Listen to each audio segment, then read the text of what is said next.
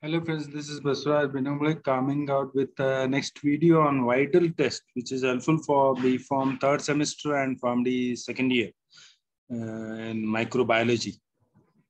So vital test is carried out to know the typhoid. You are suffering from typhoid or not, you can carry out this vital test. And the principle involved in this vital test is the antibodies in the serum produced in response to the pathogen, Salmonella pathogen, will agglutinate the bacterial suspension, which carries homologous, and homologous antigens is one type of antigen. So Salmonella pathogen, different Salmonella pathogen are there. O antigen, H and Salmonella H antigen, Salmonella typhi, Salmonella paratyphi, different antigens are there. So O antigen, H antigen, antigens are there. So the when this salmonella pathogen with a particular antigen is invading the host, in that case, that serum will produce, the body will produce in response the antibodies to that specific antigen. So that antigen antibody will agglutinate the bacterial suspension. Bacterial suspension is antigen. So this bacteria, in response to the exposure to that Salmonella pathogen, that bacteria to that bacteria, the body produces specific antibodies. So those antibodies and these antigens or bacteria will agglutinate, which carries homologous antigen, as I told. That is the principle. And a sample preparation is fresh serum sample is used. You should not heat it or inactivate it. Fresh serum sample has to be used. Or if you are not using the serum sample immediately, in that case, you can store it at 2 to 8 degrees centigrade in case of delay of testing. You are picking up the sample and you are not immediately carrying out the test. In that case, you have to store it so that it will be stable. Otherwise, it will not be stable. So either other option is you can use the fresh serum sample for a minute. And certain precautions has to be taken before carrying out this test. That is, you have to bring all the reagents, whatever the reagents you are using, to room temperature before use. And the glasswares or the slides, whatever you are using, so those should be clean and dry. And a serum sample should be clear, which is not inactivated. It should not be inactivated. So these precautions can be taken before carrying out the vital test. And rapid slide test screening, just to know that there is a typhoid is there or not. And by doing this test, you not confirm the infection. So to confirm it, again, you have to go for the another test. Just screening is done. Screening is done by using this rapid slide test. You will not come to know that the infection is there or not, and severity also will not come to know by doing this test. So if this test is positive, then you are going for the other quantitation. Otherwise, you are not. In this case, if it is negative, then there will be no infection. So if infection, if this test is positive, then you are checking it for the severity. So by doing the another quantitative slide test or tube test, you will be doing. So rapid slide test is done for screening. So you are using the cavity slide. 6 cavities are sufficient for us in this case. So in this first step, what you are doing in rapid slide test, a drop of undiluted serum in first 4 circles. You can see there, first 4 circles, undiluted serum sample you are adding. And to the 5th test tube and the 6th cavity, 5th cavity and 6th cavity you are adding positive control serum, means it contains antibodies, specific antibodies of that particular antigen and to this antigen. So this serum contains antibody of that particular antigen. So those positive control serum which contains antibody are added here. These we don't know. This sample, I don't know whether the antibodies are there or not to that particular antigen. So if there's particular antibodies are there, these, when you add antigen, that will react. So that is sample. Here positive control, you are adding the serum which contains antibodies. So positive, if agglutination is seen, how it will be to know that you are adding this positive. So the second step is to these all cavities which you added serum sample, to this undiluted serum sample, to these two you added positive control serum, to that you are adding antigen. A drop of antigen is added to all the first four circles, and to the next fifth and sixth circle you are adding, to this you are adding O antigen, to this you are adding H antigen. Okay, O antigen and one H antigen, either you can add AH antigen or BH antigen. So in this case, in the first you are adding O antigen, a drop of O antigen to the serum sample, H antigen to the serum sample, AH antigen to the serum sample, BH antigen to the serum sample. To this fifth one, O antigen, which contains already positive control serum, means that antibodies are there, so it will agglutinate. And H antigen, anyone, H antigen, AH antigen, or BH antigen, any one can be added, so that agglutination occurs. If and this agglutination is compared with these cavities, if any agglutination occurs in that. So mix the contents with stirrer rod and rock the slide for 1 minute. Okay, and observe for agglutination. Agglutination in these four cavities.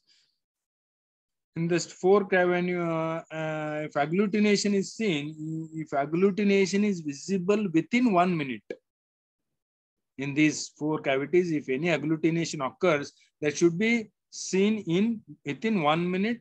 If it is seen within 1 minute, then you have to proceed with the next quantitation. Quantitative slide test can be done, or quantitative tube test can be done. If there is no agglutination seen, then you can no need to go for a quantitation or quantitative slide test or quantitative tube test. So if any agglutination is seen, then you have to go for that. So if agglutination is seen in the rapid slide test or screening test, then you have to go for quantitative slide test or tube test. This is slide test, quantitative slide test. In this, the difference is in the rapid slide test, you have added a drop of undiluted serum sample. Here, specified quantity of serum sample will be added. That is the difference. So that will give you certain titer value.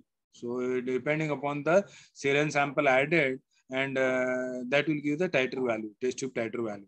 So in this, you are taking cavity slide, you are taking 5 cavities are needed.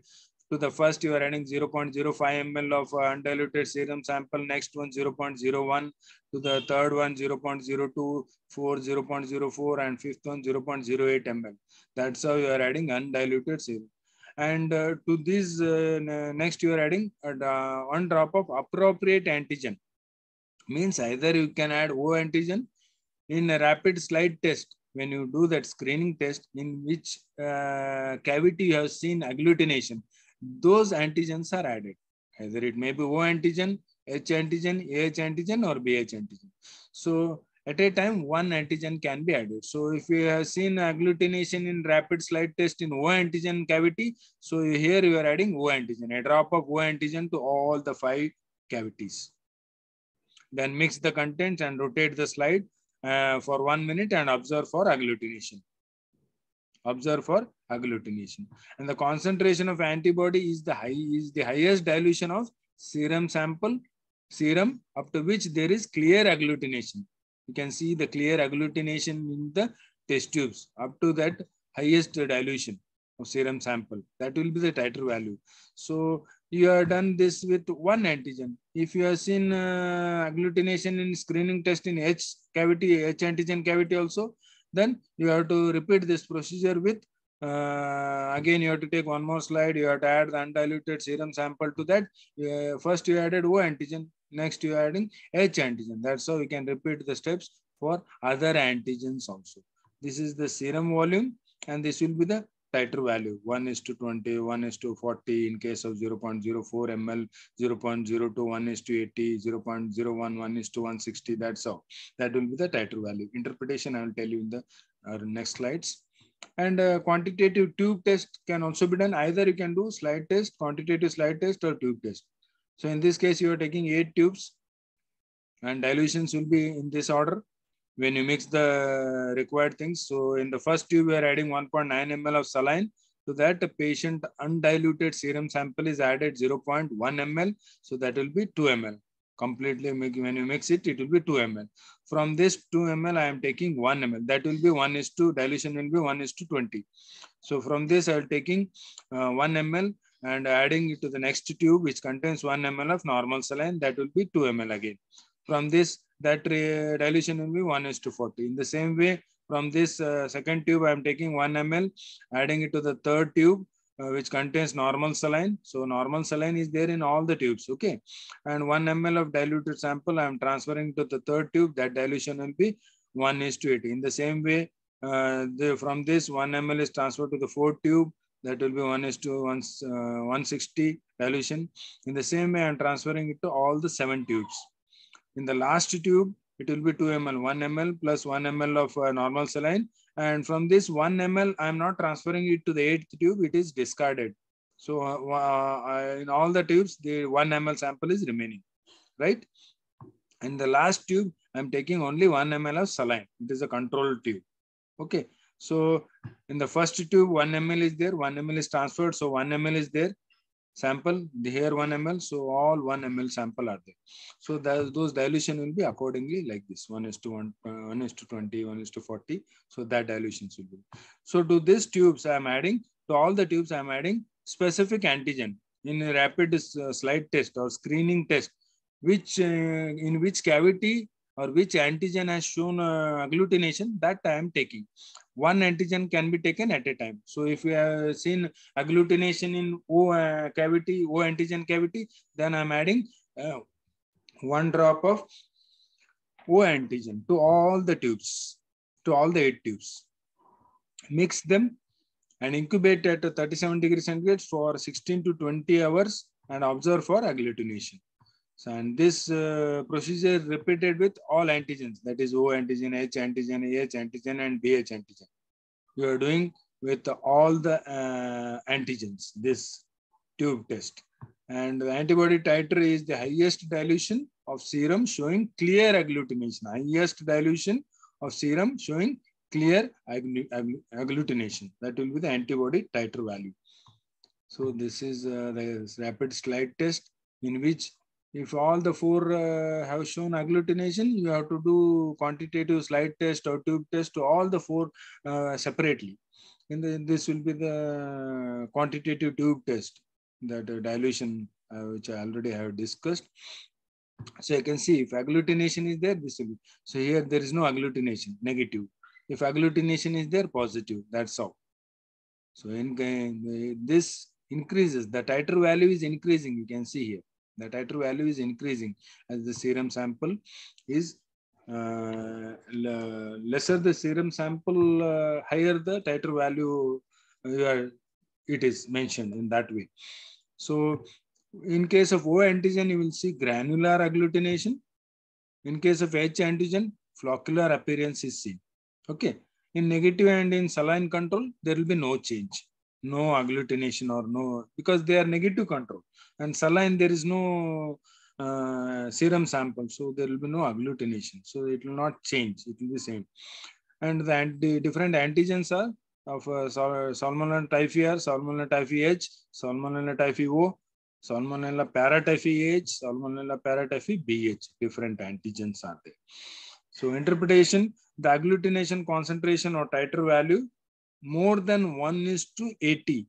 If it is more than this, then it is significant and indicates infection. If it is less than that, the agglutination is seen in this dilution, it is not, it does not indicate any infection. So if it is more than 1:80, then it indicates infection.